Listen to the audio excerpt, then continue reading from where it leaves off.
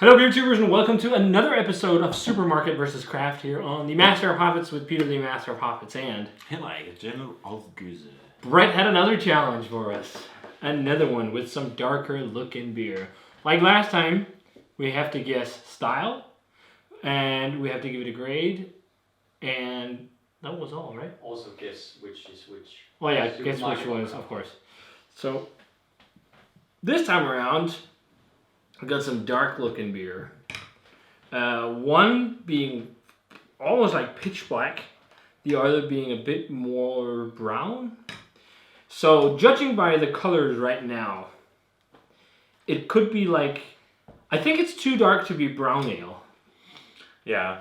Like it's probably a porter or a stout. Yeah, looks more like it. Yeah. And it doesn't Stout. look like it's all the way in imperial, but you could No. be fooled because some imperial stouts aren't as crazy dark. But are there Classic supermarket imperial stouts? Yeah, people, for example. But it can also be, just Or not people. beers sorry.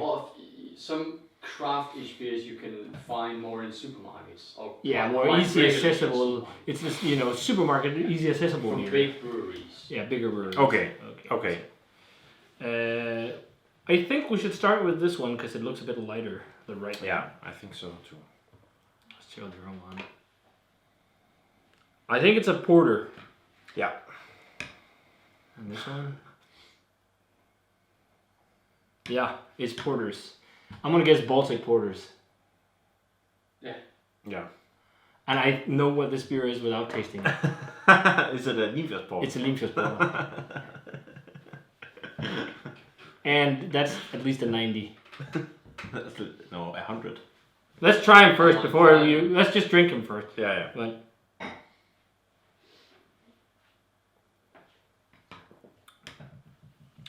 sweet, very lightly roasty, It's actually quite light. super easy drinking. There's like an oaty sweetness or something. Yeah, Brown but malt. This is not a Limfjordsport. No, but there's a brown malt type flavor. Yeah. And there's a little bit almost like vanilla or something. It's very bright and accessible and easygoing. We got water this time. Yeah, but it's pretty nice. I mean, it's quite bright. Yeah. I like it actually, and crisp. This is smoky and licoricey. That's why I was thinking Limfjordsport.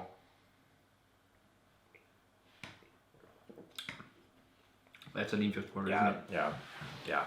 It's licoricey, it's roasty, Yeah. smoky, it's full on. But this is an example where the supermarket gets the edge. Mm-hmm. If it's Limfjordsport, just because Limfjordsport is brewed to a fucking T in the style. Yeah. They know what they're doing. So I would say at least a 90, maybe 92-ish for Limfjordsport. I think that it's a benchmark beer. If you've never had Baltic Porter, you want to chase a Baltic Porter that's done right, is Limfjordsport. I'm guessing this is Limfjordsport. I'll say 92 for this. I don't know what this could be. Do I know any craft Baltic Porters? Do you know any? Like, on the top of my head, I can't remember any local breweries or small craft breweries. It is in Denmark that's done one. It's a bit harder. But this one is all right, but it's a very light porter. Yeah. I feel like it's missing. it's, It has a little bit of the cleanliness of lager, like Yeah. what Baltic Porters should, but it's just not got that full-on flavor. But this is also just more full-on because it has like a licoricey, smoky vibe. I actually like that it is a bit more light, to be honest. You could drink more of this. Yeah, you definitely can. But it's also really good. Yeah, it's very good as well. It's just a different type of Baltic Porter. It's got, again, and it's more slick and it's more sweet. More I think sweet, this will, this would be more for a newer palate. Yeah. But I like this. And the edges and the roughness and there's like tobacco and things. But I It's think also this, more full-bodied, the one on the left. yeah. But So it's still, I would still give it around the 90s. I think I'd do like an 88 to 90 on that one. Yeah. Whereas this is like 90 to maybe 88 and like 92, Yeah. or maybe on a good day, maybe a 90, something around that territory. But Yeah. I'm gonna guess. Okay, I'm gonna guess now, on both actually, Limfjordsport and Baltic Porter from OO. No.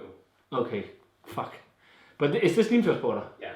Good, I got that one. So I had to get that one because I claimed it just by smelling it.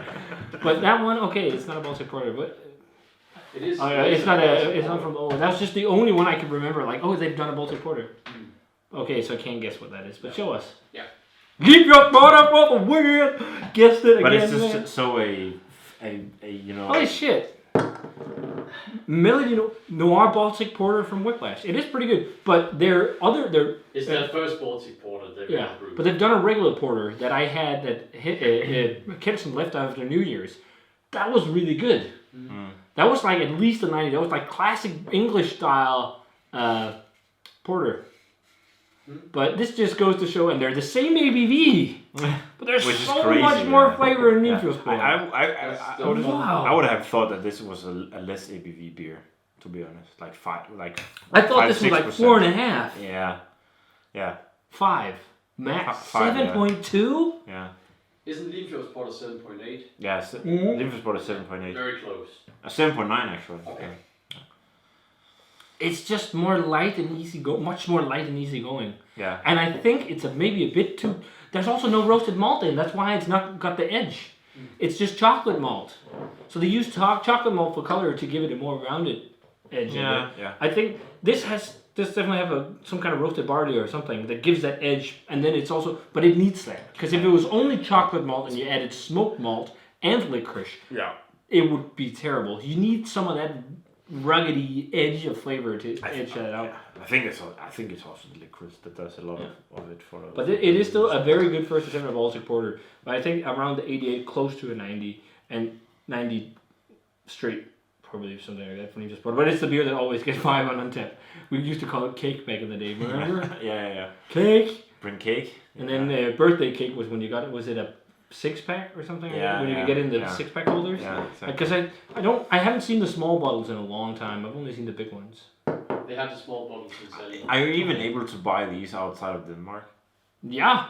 They once in a while they also export it to the States. At a point of time, Jeppe from Evil Twin, when he true, had Toast in Copenhagen, it was a staple that was always on tap. You could always get a glass of Limfjords Porter. I love that. This is one of those historic beers that a lot of Danish beer geeks started out with. Yeah. This is probably, for many Danish beer geeks, their first, craft beer. Yeah, it's a fucking great beer, and the fact that you can get we've drank hundreds of these. Yeah, if you can more than 100. 1,000. But at around 25 retail Danish crowns for a half a liter bottle, you get a lot for the bang for your buck. This is actually 90 crowns. 90. 19 crowns. 19 crowns for a bottle. Are you shitting me? Off these. This is so much. This is probably the best supermarket beer for the price. You get so much flavor for the money. But it's also just a beer that's nailed to a T. And not a lot of supermarket craft beer or supermarket beer is like that. A lot of it is different. But this has a lot of history, and that's because it was from an industrial background and a different time when you didn't have the luxury of many different craft breweries doing all these experiments and doing dialing in. This is from a time when there was one outlet, supermarkets, there was bars. You had to be competitive. The price was, just a little bit this was maybe it's been 12, 14, 15 crowns for a small bottle back in the day, but then you could buy Pilsners or other, there hasn't been a lot of porters, but for 4.5, 5 crowns. Back then that maybe less, but that would have seemed really expensive. The only other competitors to think of is something like, as I said, the Vibo Imperial Porter. There's also Baltic Porter and Carnegie Porter from Carlsberg. Those are the closest competitors. Charlotte also do a lot of Baltic porters. And Gamle Carlsberg Porter. Yeah, the Gamle Carlsberg Porter. But I still think that Thisted shines in the kind of bigger scheme of things, bigger breweries, that in terms of this beer at least. But yeah, that was fun. Fucking got it again.